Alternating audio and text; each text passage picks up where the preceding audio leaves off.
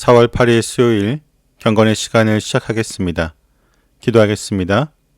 말씀의 진리를 깨닫게 하신 하나님, 오늘도 광야와 같은 저희의 삶 가운데 생명이 가득 담긴 말씀을 전해주심에 감사를 드립니다.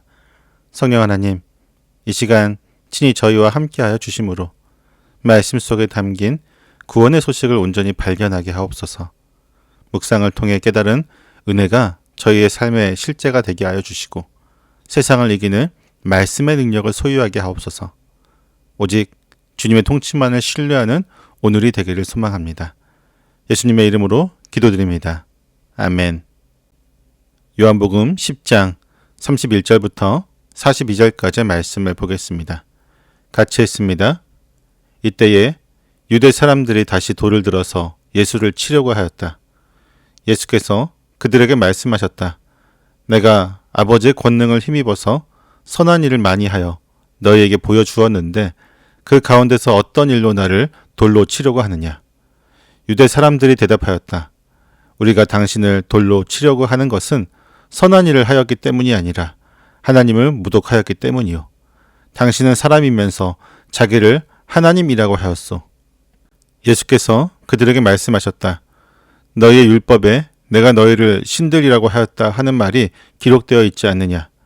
하나님의 말씀을 받은 사람들을 하나님께서 신이라고 하셨다. 또 성경은 폐하지 못한다. 그런데 아버지께서 거룩하게 하여 세상에 보내신 사람이 자기를 하나님의 아들이라고 한 말을 가지고 너희는 그가 하나님을 모독한다고 하느냐. 내가 내 아버지의 일을 하지 아니하거든 나를 믿지 말아라. 그러나 내가 그 일을 하고 있으면 나를 믿지는 아니할지라도 그 일은 믿어라. 그리하면 너희는 아버지께서 내 안에 계시고 또 내가 아버지 안에 있다는 것을 깨달아 알게 될 것이다. 그러므로 그들이 다시 예수를 잡으려고 하였으나 예수께서는 그들의 손을 벗어나서 피하셨다. 예수께서 다시 요단강 건너쪽 요한이 처음에 세례를 주던 곳으로 가서 거기에 머무르셨다. 많은 사람이 그에게로 왔다. 그들은 이렇게 말하였다. 요한은 표징을 하나도 행하지 않았으나 요한이 이 사람을 두고 한 말은 모두 참되다. 그곳에서 많은 사람이 예수를 믿었다. 아멘. 나와 아버지는 하나이다 라고 하는 예수님의 자기 계시적인 신적인 선언 앞에 유대인들은 지체 없이 다시 돌을 들었습니다. 예수님은 내가 아버지의 권능을 힘입어서 선한 일을 많이 하여 너희에게 보여주었다고 반문하시며 그 가운데 어떤 일로 자기를 치려고 하느냐고 물으십니다. 이에 대해 유대인들은 선한 일 때문이 아니라 하나님을 모독하였기 때문이라고 대답합니다. 그들의 눈에 비친 예수님은 아무리 여러 가지 이적을 행하였다 할지라도 한낱 사람에 불과하면서 감히 자신을 하나님과 동등한 위치에 두려고 하는 불경건한 자에 불과했기 때문입니다. 예수님은 안식일에 38년 된 병자를 고치시고 날 때부터 맹인된 자의 눈을 뜨게 하시는 등 오직 하나님만이 하실 수 있는 명백한 생명의 역사들을 그들의 눈앞에 펼쳐 보이셨습니다.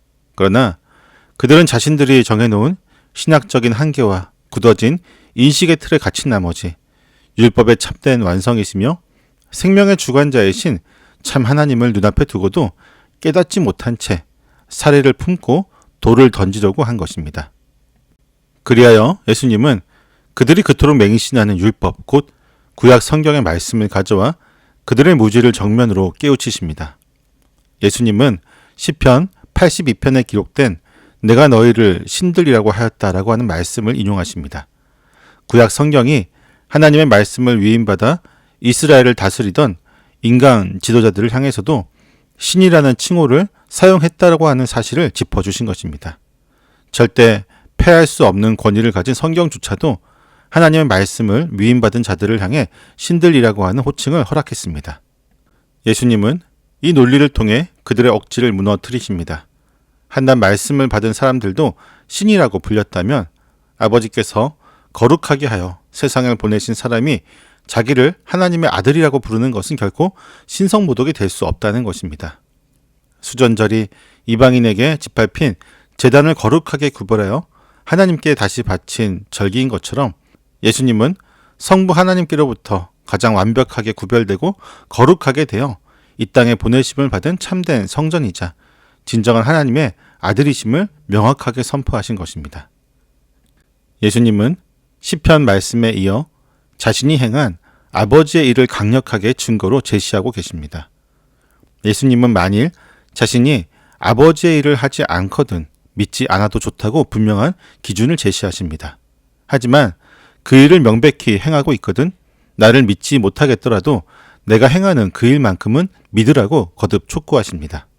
왜냐하면 예수님의 이적과 사역을 온전히 직시할 때에 비로소 아버지와 아들의 완벽한 상호 연합을 깨달을 수 있기 때문입니다. 그러나 유대인들은 이 말씀에도 분노하여 다시 예수님을 잡으려고 합니다. 하지만 예수님의 생명과 사역의 때는 군중의 분노가 아니라 철저히 하나님의 손에 달려있기에 예수님은 그들의 손을 유유히 벗어나십니다. 이후 예수님은 유대 지도자들의 권력이 닿지 않은 요단강 건너편 세례 요한이 처음 세례를 주었던 곳으로 물러가십니다. 그리고 권력의 중심이 아닌 이 변두리 광야에서 놀라운 반전이 일어나게 됩니다. 수많은 사람들이 예수님께 나와 요한이 이 사람을 두고 한 말은 모두 참되다라고 고백하며 예수님을 믿게 된 것입니다. 화려한 예루살렘의 성전에서는 율법을 자랑하는 자들이 생명의 주님을 향해 돌을 들었지만 거친 광야에서는 세례 요한의 진실한 증언을 기억했던 무리들이 참된 목자를 영접하는 구원의 역사가 일어나게 된 것입니다.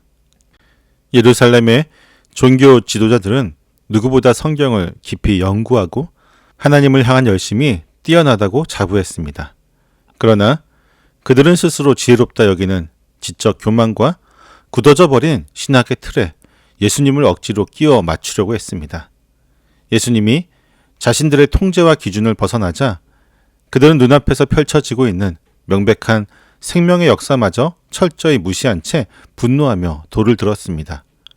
하나님을 지킨다라고 하는 거창한 명분으로 정작 하나님께서 거룩하게 구별하여 보내신 참된 아들을 죽이려고 한 것입니다. 우리 안에도 이 유대의 지도자들과 같은 영적인 완고함이 자리 잡고 있을 때가 있습니다. 내 오랜 신앙의 경험과 내가 정해놓은 은혜의 공식 안에 하나님을 제한하려고 하는 것입니다.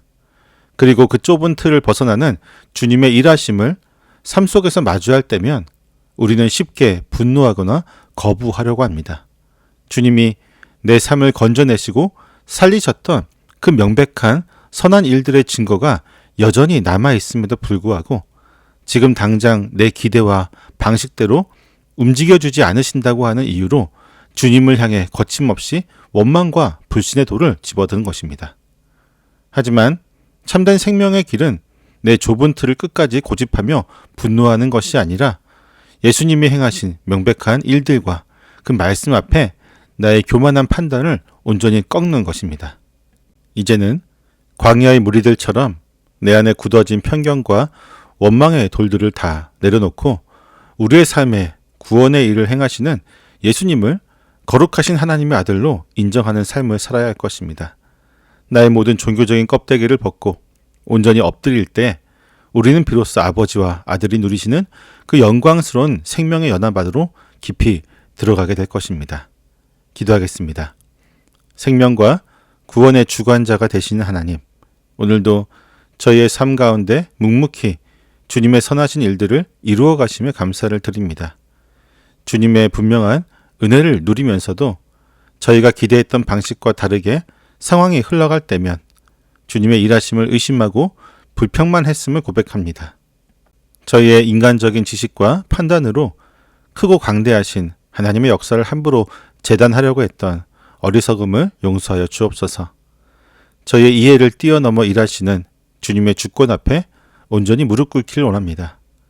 좁아지고 굳어진 저희의 관념과 생각들을 단호하게 꺾어 주옵소서.